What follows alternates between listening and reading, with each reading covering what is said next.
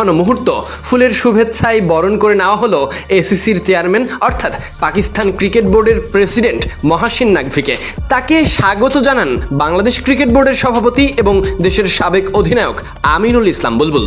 রাত পেরোলে 24শে জুলাই ঢাকাতে অনুষ্ঠিত হতে যাচ্ছে এশিয়ান ক্রিকেট কাউন্সিল অর্থাৎ এসিসির বহুল প্রতীক্ষিত নির্বাহী কমিটির সভা। শেষ মুহূর্তের প্রস্তুতি চলছে পুরো দমে। এই সভা শুধু কাগজে কলমে নয়, এর রয়েছে গভীর কূটনৈতিক গুরুত্ব, মাঝে আছে বেঁকে বসার কাণ্ড। এই প্রথমবার এসিসির শীর্ষ পদে থেকে মহাসিন নাকভি এসেছেন ঢাকায়। সফরটি নিছক আনুষ্ঠানিকতার মধ্যে সীমাবদ্ধ নয়, বরং এর সঙ্গে সরাসরি জড়িয়ে আছে আগামী এশিয়া কাপ 2025-এর ভবিষ্যৎ, যেখানে বেঁকে বসেছে ভারত।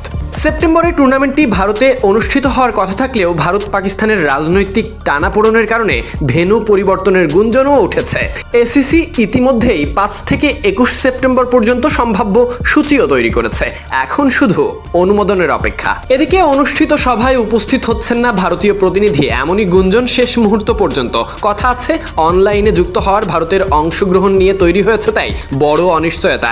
বিভিন্ন ভারতীয় সংবাদ মাধ্যম এমনই ইঙ্গিত দিয়েছে পাকিস্তান থাকলে টুর্নামেন্টে তারা অংশগ্রহণ নাও করতে পারে।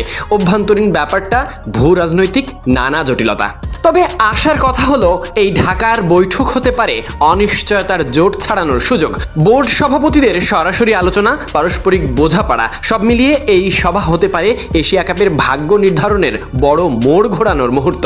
ঢাকায় বসতে যাওয়া এই সুউচ্চ পর্যায়ের বৈঠক শুধু এশিয়া ক্রিকেটের ভবিষ্যৎ নয়, বোঝাপড়া, আস্থার একটি বড় বার্তা হয়েও উঠতে পারে সামগ্রিক দক্ষিণ এশিয়ার জন্য। অপেক্ষা শুধু দারুণ এক মুহূর্তের।